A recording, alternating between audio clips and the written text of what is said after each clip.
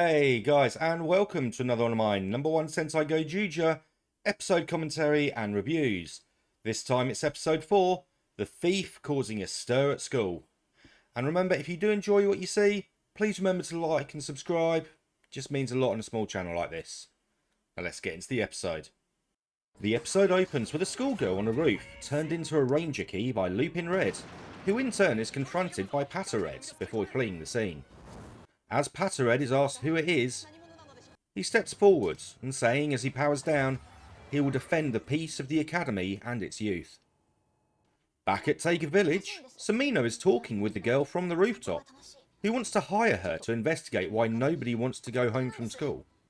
When she went home the other day, it turned out she hadn't been home for 6 months, but her parents didn't seem to care. To Samino's annoyance, Kinjiro accepts the case, saying it's a waste of youth, as Samino accepts the case. After the opening credits, the 5 Gozyugers arrive at the school, with Kinjiro telling the others it's a big place, so they are there to help search the school. As the 3 boys admire some kids playing football, a voice calls out they are still capable of enjoying youth, before they're hit with a wave of energy.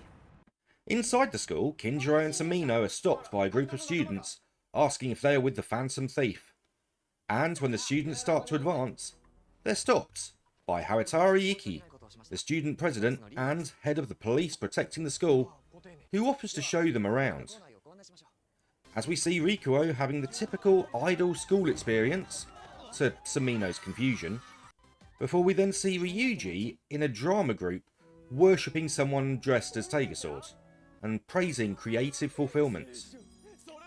Before they then see Hiroro in class looking bored, before he's confronted by some punks, and a fight breaks out, before it's stopped by the teacher saying they are his students and he cares about them all, which causes Hiroro and the punks to be so moved that they all hug the teacher as the class applauds.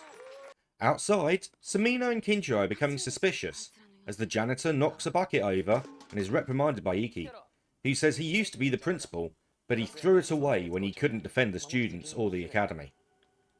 Later, as the pair wander the halls alone, they are called over by Hiroro, and they find the 3 posing in the gym, before a No.1 monster appears, being called the vice principal by the 3, and before the pair can do anything, the No.1 monster hits them with a wave as well, causing them to laugh and cry out that youth is amazing. Before the monster is hit with a blast, and Lupin Red appears, quickly confronted by the student police and Iki, who transforms into Patter Red. As they all attack, Lupin Red uses the Gokaiger ring to turn Samino and Kinjiro into Ranger Keys, before grabbing them and running off while being chased by Patter Red. As they get outside, the fight is interrupted by Goju Polar.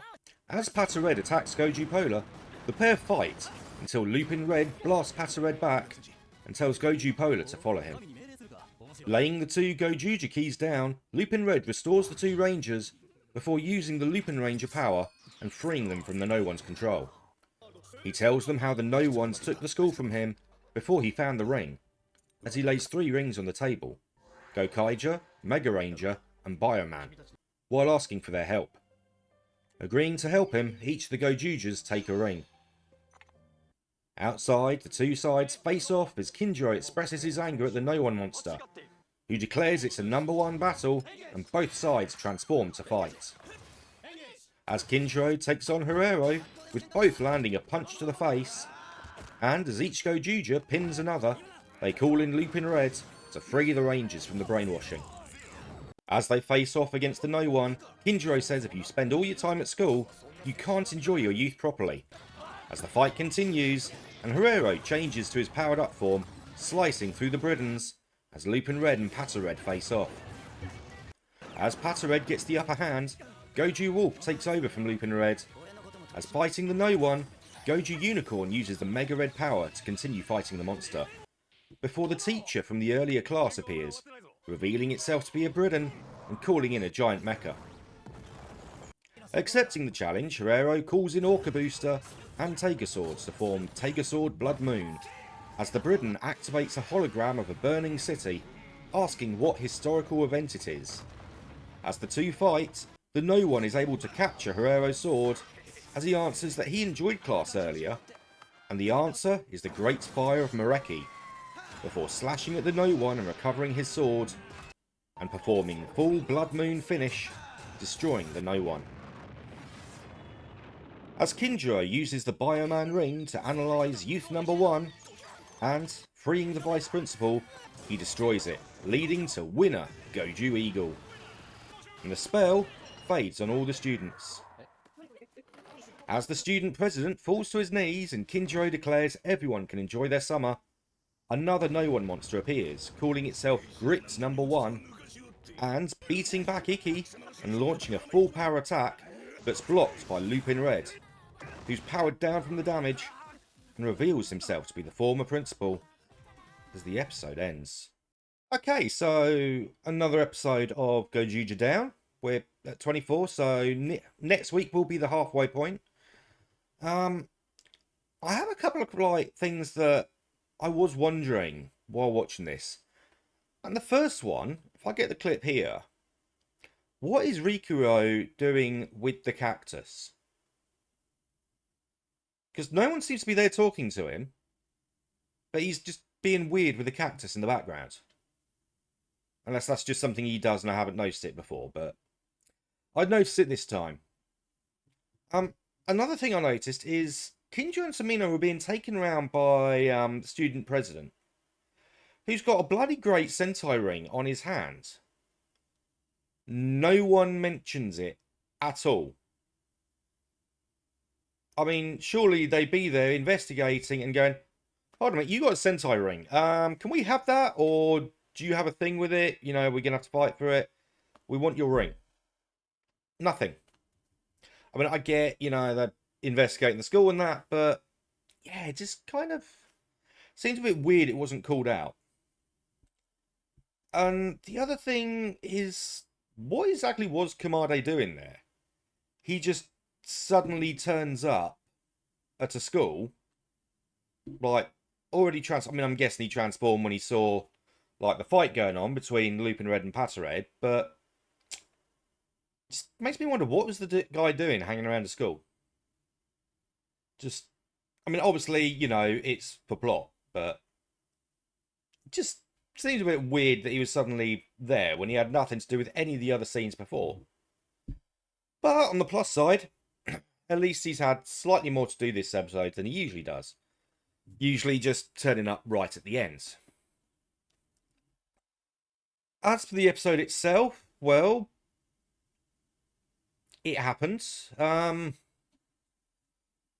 don't know if it's because it's a two-parter or not, but I don't really have any sort of opinion on it at the moment. I mean, I've just watched it twice. Once to enjoy it, and then once to do my script for the bit you've just seen. And it was a good enough episode, but I'm just sort of left wanting more from it, which I guess is, you know, what you want from a two-parter. You want more because you want to know what's going to happen, but at the same time, I'm sort of, I don't know. Like I say, I don't script any of this sort of like review part afterwards. This is just, you know, my bare naked thoughts. Just, I'm not bare naked because that would not fly on YouTube at all. And if it was on OF, I still don't think anyone would watch it. So it's just the thoughts, nothing else. So yeah, it's, hopefully I'll feel more towards it once we get next week's episode.